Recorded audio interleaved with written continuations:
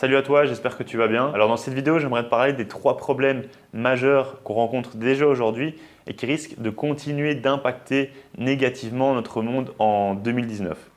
Alors évidemment, il y a bien plus que 3 problèmes et c'est peut-être pas forcément les 3 problèmes majeurs, mais en tout cas, à mes yeux, c'est ceux qui me parlent le plus et ceux pour lesquels on peut avoir un réel impact grâce à l'entrepreneuriat. Parce qu'en fait, l'objectif de cette vidéo, c'est surtout de te montrer l'impact positif qu'on peut avoir grâce à l'entrepreneuriat et que l'entrepreneuriat, ce n'est pas juste arriver à se faire un maximum d'argent le plus vite possible, c'est surtout arriver à avoir un impact positif et trouver des solutions pour les problèmes qu'on a dans ce monde. Et donc pour chaque enjeu, je te donne quelques chiffres pour que tu te rendes compte un petit peu de l'ampleur du problème.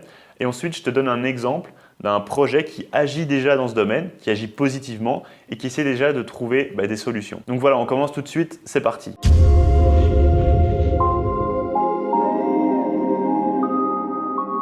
Alors aujourd'hui, on est tous au courant que notre Terre n'est pas top en termes de pollution et qu'en plus de ça, ça en engendre bien d'autres, comme par exemple le changement climatique, la fonte des glaces, la disparition de certaines espèces, des problèmes de santé, etc. Il faut savoir que chaque année, c'est 5,5 millions de personnes, donc c'est plus ou moins la population de la Norvège, qui meurent prématurément à cause de la pollution. C'est 137 000 mégots jetés par seconde à l'échelle mondiale et 2 317 000 tonnes de nourriture, donc c'est plus ou moins un tiers de la nourriture mondiale qui est jetée chaque année. Et depuis 1950, on a déjà produit 8,3 milliards de tonnes de produits plastiques et 6,3 milliards sont déjà à l'état de déchets et sont en train de s'accumuler dans les décharges, dans la nature et surtout dans les océans. Mais heureusement, en 2013, est fondé par un jeune néerlandais de 18 ans le projet The Ocean Cleanup. Ça a commencé par une frustration durant un séjour en Grèce.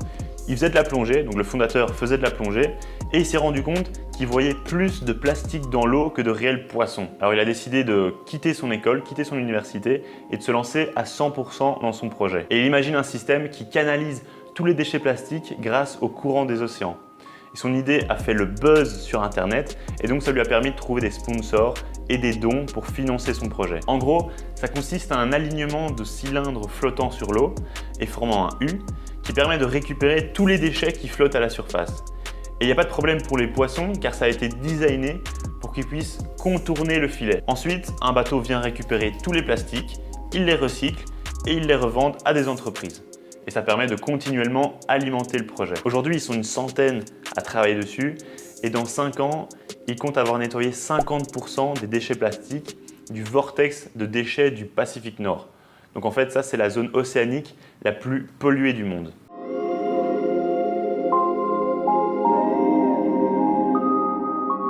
Aujourd'hui, on se rend de plus en plus compte des problèmes de l'éducation, mais évidemment, rien n'est noir ou blanc.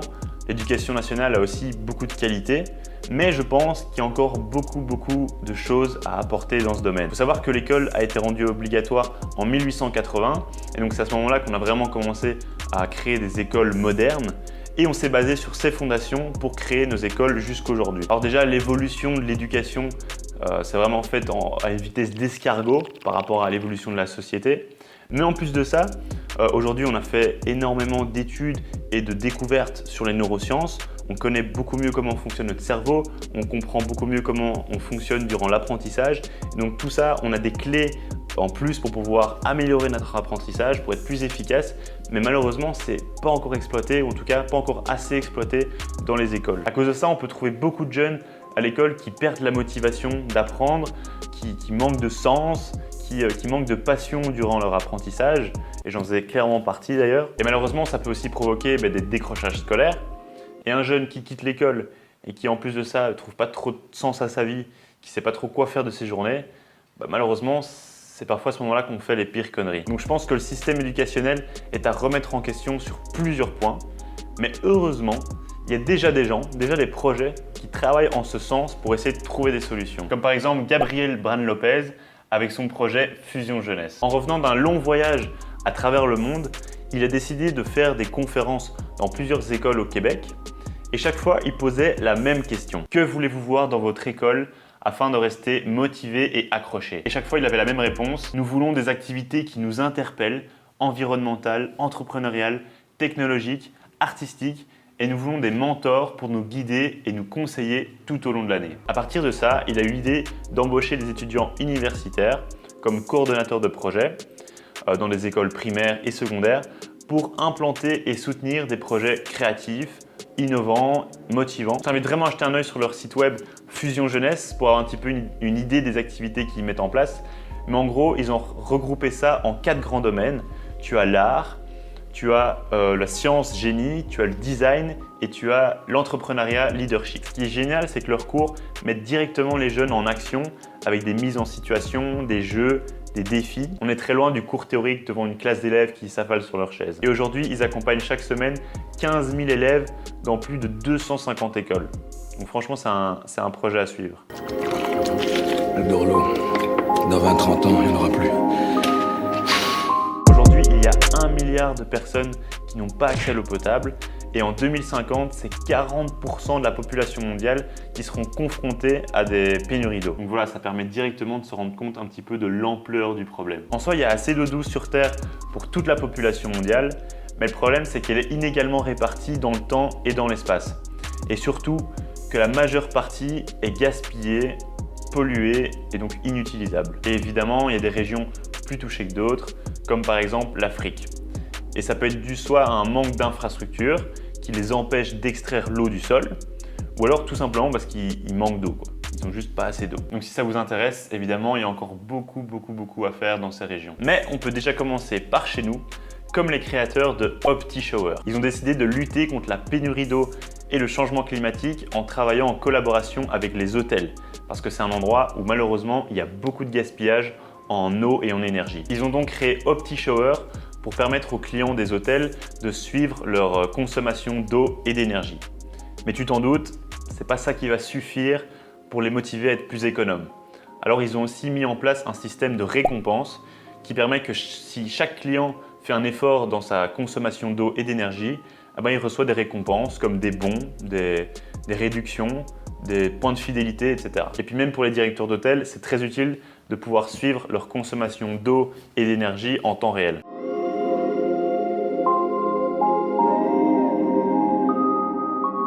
Enfin, le dernier problème, peut-être même un des plus importants, qui est le manque d'abonnés sur ma chaîne YouTube. Bah oui, si j'ai pas assez d'abonnés, j'aurai moins de visibilité. Et comme j'essaye de faire des vidéos positives qui vont aider les gens, du coup ça va freiner l'impact positif que j'essaye d'avoir sur ce monde. Et donc indirectement, ça va créer plus de problèmes. Donc voilà, tu sais ce qu'il te reste à faire. Plus sérieusement, j'ai pas fait cette vidéo pour t'alarmer sur tous les problèmes qui peuvent exister sur Terre, parce qu'en plus il y en a vraiment beaucoup. Mais j'ai plutôt fait ça pour t'inspirer, pour te donner des idées et puis te montrer qu'on peut vraiment avoir un impact positif grâce à l'entrepreneuriat.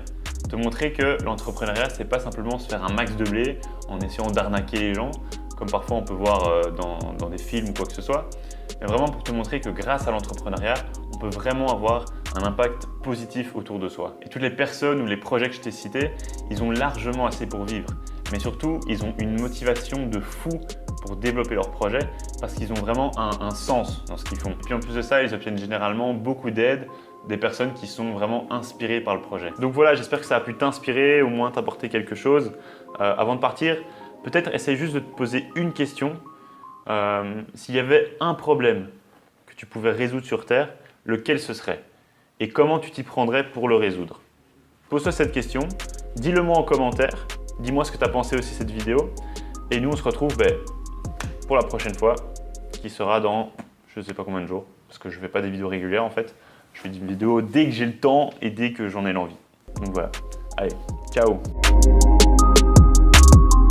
Je sais pas trop quoi faire de ces journées. Putain, j'ai du mal. Ah oui, il faut que je boive. 2 secondes, je bois de l'eau. Je m'hydrate le larynx.